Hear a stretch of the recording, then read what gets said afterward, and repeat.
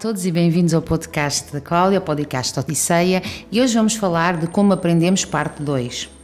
Vamos começar por falar de como mudar o local de trabalho maximiza as suas chances de uma melhor memorização. Muitas vezes é aconselhável adotar um ritual ao começar a trabalhar. Por exemplo, sentar na frente do mesmo escritório ao mesmo tempo e cercar-se de objetos fetiche. Vários pesquisadores da psicologia têm demonstrado efetivamente a importância do ambiente de trabalho, mas também a importância de mudar de ar. Vou-vos falar da incrível história de Salomon Chernyavsky, um jornalista hipermnésico de Moscovo, que prova que a associação de múltiplas percepções com uma memória facilita a sua restituição. Este homem poderia memorizar longas sequências de números aleatórios, porque viu simplesmente caráteres nesses mesmos números. No entanto, o ambiente de estudo traz justamente elementos adicionais que não são agregados às informações aprendidas. Stephen Smith, ele estudou o impacto dos estímulos externos na memorização. Participantes que realizaram o seu teste enquanto ouviam a mesma música durante uma fase de aprendizagem. Lembravam-se 2 vezes mais dos itens do que aqueles que ouviram outra melodia.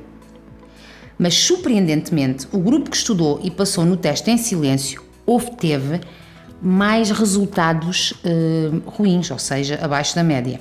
Na verdade, a música que você ouve fornece um quadro no qual você pode desligar a sua memória e ouvi-la novamente, reativando assim a rede neuronal que está a ser ativa com essa nova aprendizagem, com essa nova memória que quer guardar.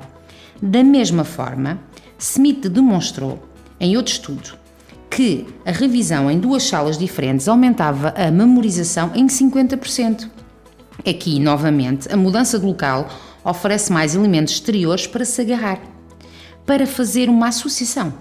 Variar os locais de estudo não só multiplica as conexões de memória, mas também permite que nós nos podemos libertar da influência de um contexto.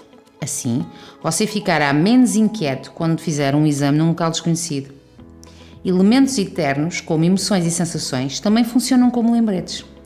Em 1975, uma equipa do Instituto Nacional de Saúde Mental fumou algum tipo de erva para testar o efeito das drogas na memória. Outros, sem querer, fumaram um placebo. Todos tiveram que memorizar palavras e responder às perguntas. Surpreendentemente, aqueles que estavam na mesma condição, drogados ou não, durante as 2 fases tiveram o dobro de memórias.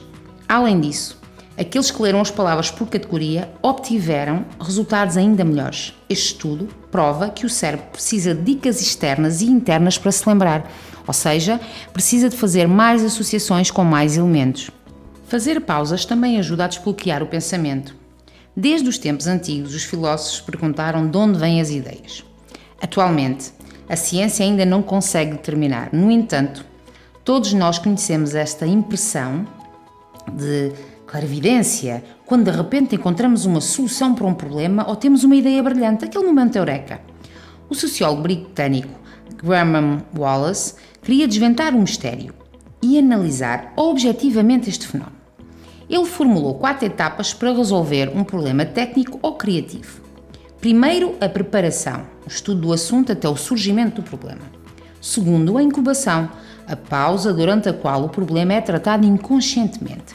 Terceiro, a iluminação, o momento em que a solução aparece conscientemente. E quarto, a verificação da solução. A incubação é obviamente a fase mais importante. Ocorre quando você para de quebrar a cabeça e permite-se fazer outra coisa. Relaxar, por exemplo. Durante este tempo, você pensa que não está a trabalhar, mas o seu cérebro continua a funcionar. Ele classifica, ele apaga, ele vai coletar o que tem, sem realmente estar consciente disso. É uma fase inconsciente, mas impossível de explicar. A experiência do pêndulo de Norman Maier, da Universidade de Michigan, é a prova disso. O processo de encontrar a solução é misterioso, mesmo quando os participantes receberam um índice explícito. Na verdade, é difícil determinar quais elementos entram em jogo neste momento exato. Em um experimento conduzido por um psicólogo alemão, os participantes tiveram que encontrar como pendurar velas em uma porta usando os itens fornecidos. Eles pensaram, em usar a caixa como suporte, apenas quando as caixas eram fornecidas vazias. Significa que a caracterização dos objetos condiciona o seu uso e atrapalha um bocadinho a criatividade. Portanto, fazer uma pausa libera o pensamento de ideias pré-concebidas. Após inúmeras demonstrações sobre o assunto, 2 pesquisadores britânicos distinguiram 3 tipos de quebras, ou seja, de pausas. A relaxante, por exemplo, tirar uma soneca, o passivamente ativo, por exemplo, assistir à televisão ou ouvir música, e o ativo, consiste em estar atento e consciente numa outra tarefa. Por fim, todas as pausas são boas e cada um encontrará aquela que lhe convém mais. Em qualquer caso, é melhor fazer um intervalo de 20 minutos do que só um intervalo de 5. O efeito libertador que nos chega é muito bom, porque quer dizer que se te sentir esse efeito, que chegou a uma saturação das ideias sobre um problema, dê-se o tempo, faça algumas pausas. Quer treinar para um exame final? O melhor é fazer alguns testes. A impressão da facilidade, muitas vezes induzida pelo aprendizado mecânico, é uma ilusão. Vocês acham realmente que aprendeu a lição e que no dia do exame esquece tudo? Não é bem assim. Surpreendentemente, pesquisadores neuropsicólogos descobriram que a melhor maneira de preparar-se para um exame era fazer um pré-teste. Na verdade, respondendo a perguntas sobre um assunto que você ainda não domina, ativa mais uma vez a sua capacidade de restituição.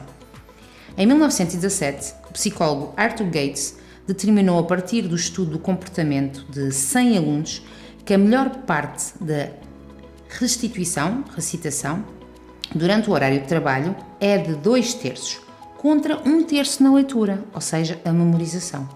20 anos depois, Herbert Spitzer, um pesquisador educacional, demonstra que tomar 5 minutos após a memorização aumenta a taxa de sucesso no final do teste em 50%. Se a leitura for o melhor método de memorização a curto prazo, o exercício por teste é de longe o mais eficaz a longo prazo. Você terá mais de 50% das memórias após um mês. Infelizmente, estas descobertas foram ignoradas por muito tempo, pois os testes têm muita má reputação, como nós sabemos, especialmente entre a comunidade educativa.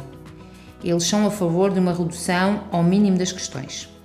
Um teste não deve ser confundido com um exame. O primeiro é uma ferramenta de aprendizagem e o segundo é um controle das realizações. Podemos fazer testes de diversas formas. É simplesmente colocar questões, até pode ser um quiz.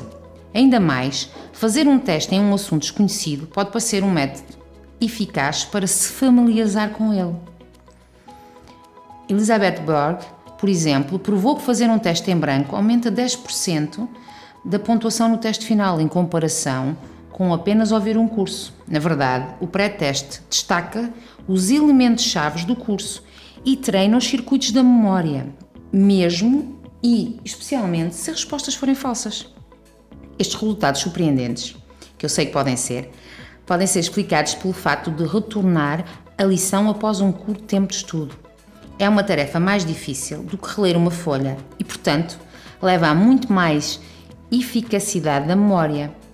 Este é o princípio da dificuldade desejável.